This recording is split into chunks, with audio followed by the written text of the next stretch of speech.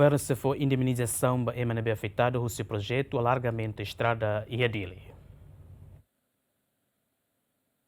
Ministro Obras Públicas Samuel Marçal Hateten dadang-ne equipa husi Ministério recolhe hela dados husi comunidade nebe afetado husi alargamento estrada direção Kuluhun to Fatuahi at foi indemnização no nebe lehahu projeto. Governante ne Hateten se foi indemnização tuir tipo construção uma nomos ai horisera. Aula lembra orçamento hira mas ita tenta parvere kahu serviço ni hatina nenilaran.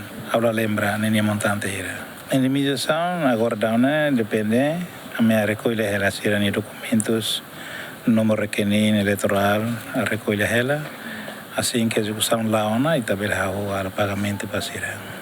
Sim, ne conta outro lá nessa né. Dados provisório nebe iha hahu si ponte maufelo to terminal Becora iha umakain atu sida hitun rasing hitu maka afetado husi alargamento estrada. Iha semana kotuk Secretário de Estado assunto toponimia na organização urbana halaona diálogo ho comunidade nebe hela basic estrada. Hahu si Kuluhun to Becora ho difo informação quando a política governian atu halo alargamento ba estrada. Governo mos fo na prazo lorong tolnulu ba habitante sira atu hamam fating nebe durante ne usa ho di halau negócio no hela. Aderitu Simenes, Benvida Simenes, GMN.